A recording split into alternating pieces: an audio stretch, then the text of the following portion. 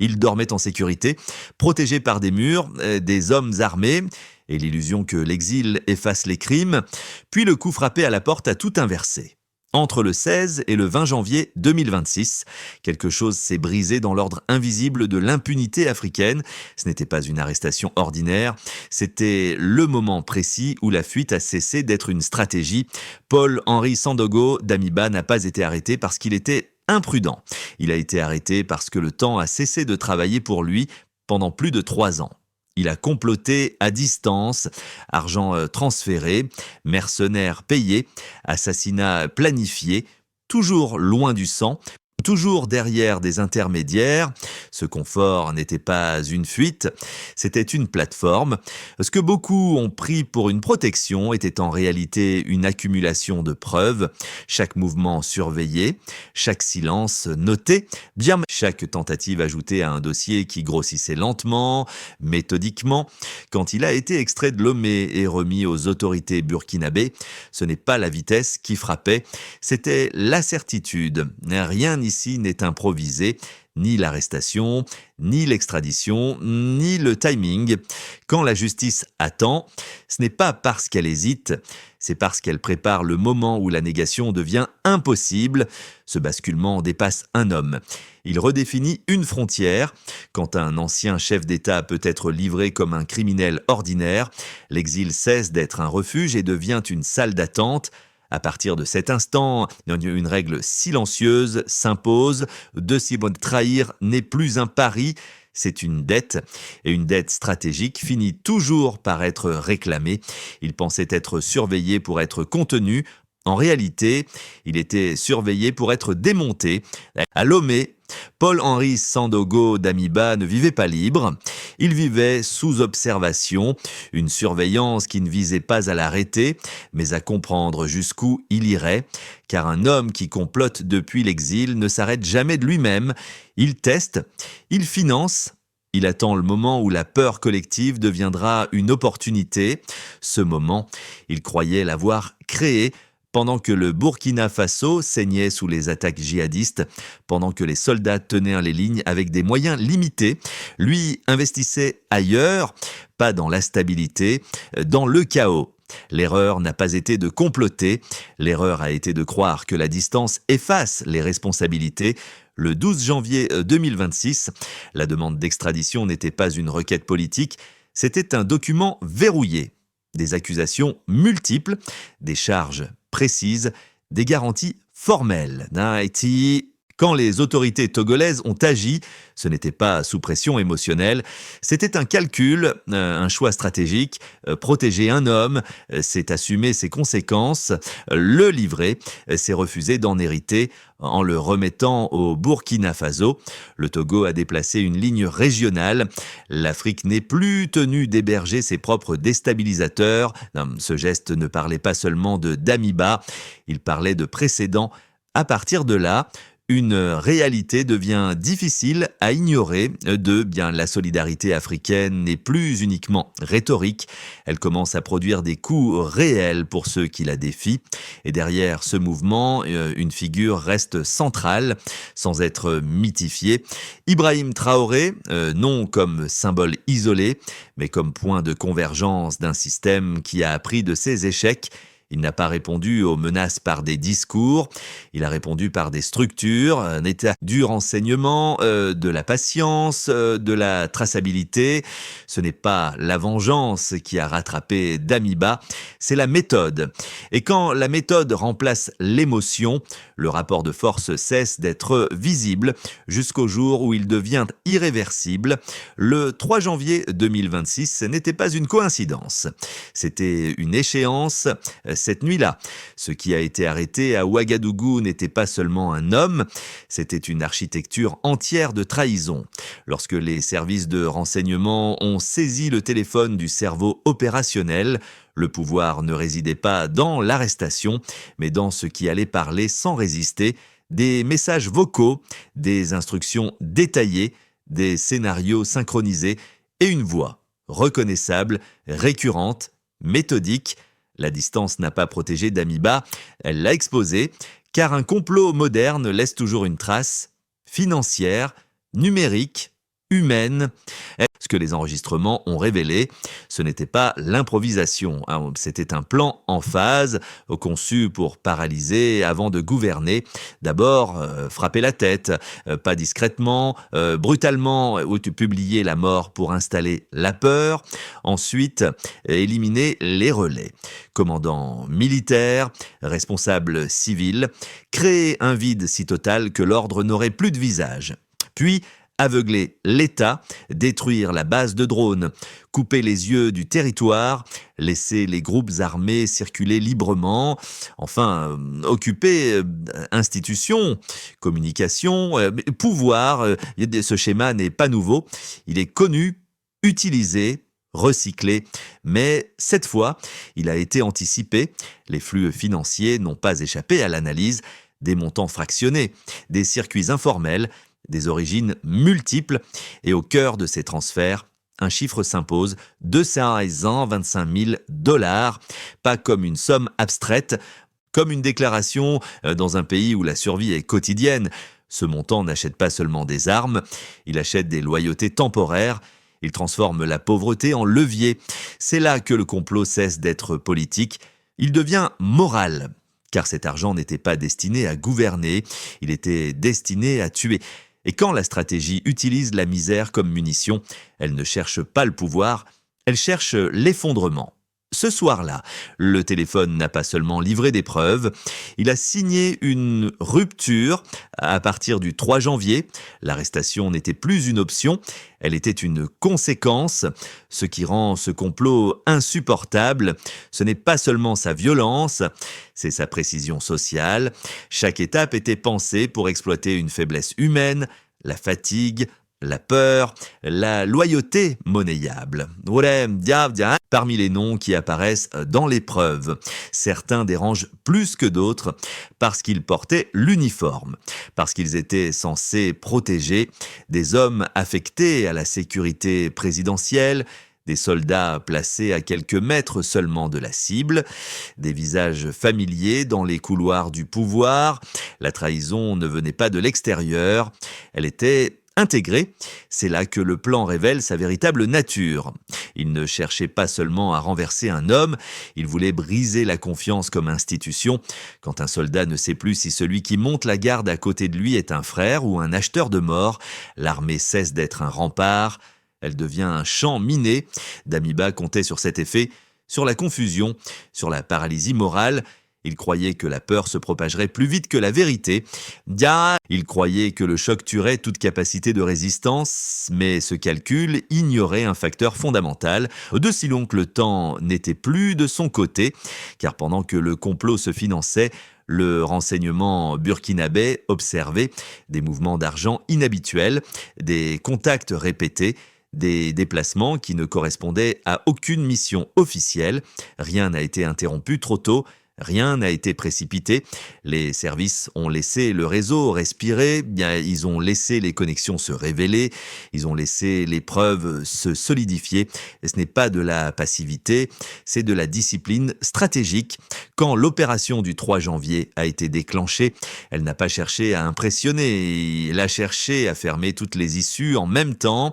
Arrestation simultanée, saisie, ciblée, données sécurisées. Ce n'était pas une rafle, c'était une dissection. Et au centre de tout, une constante apparaît. Ibrahim Traoré n'a pas répondu comme un survivant traqué, il a répondu comme un commandant qui connaît la valeur du renseignement. Moins de discours, plus de système, moins d'exposition, plus de préparation. À ce stade, l'affaire cesse d'être personnelle, elle devient structurelle. Quand un État apprend à neutraliser la trahison avant qu'elle ne frappe, le coup d'État cesse d'être une surprise, il devient un risque calculé et de plus en plus coûteux. À partir de ce point, l'histoire ne parle plus seulement de sécurité, elle parle de mémoire. Le Burkina Faso sait ce que coûte l'échec et dit il l'a déjà payé. En 1987, un autre capitaine a été abattu, pas parce qu'il était faible, mais parce qu'il dérangeait. Thomas Sankara n'a pas été assassiné par hasard, il a été éliminé parce qu'il avait déplacé les lignes trop vite, sans que les mécanismes de protection ne soient prêts. Pendant 27 ans, le pays a vécu avec cette fracture, une révolution interrompue, une promesse trahie, un silence imposé.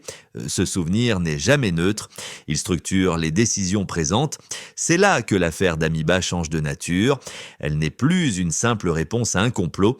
Elle devient une correction historique, car cette fois, le pouvoir n'a pas attendu d'être frappé pour comprendre. Il a intégré l'hypothèse de la trahison comme donnée permanente. Plus de naïveté institutionnelle, plus de séparation artificielle entre politique et sécurité, plus d'illusions sur la loyauté automatique. C'est dans ce contexte que le rétablissement de la peine de mort prend son sens, pas comme un geste émotionnel, comme un signal stratégique. Elle ne vise pas à punir après coup, elle vise à modifier le calcul en amont.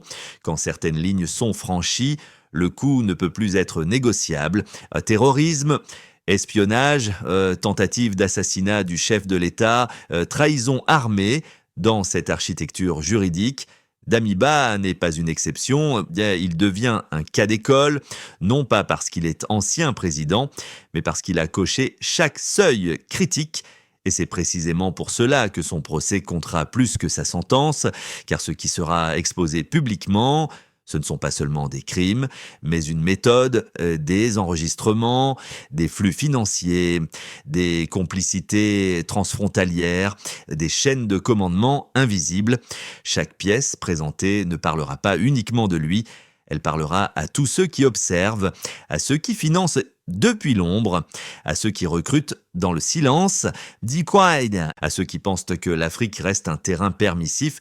Une chose devient claire, 2, le système n'a plus besoin de démonstrations symboliques, il produit des preuves, et quand la preuve remplace le récit, la contestation perd de sa portée, même la question morale change de forme, ce n'est plus « est-ce trop dur ?»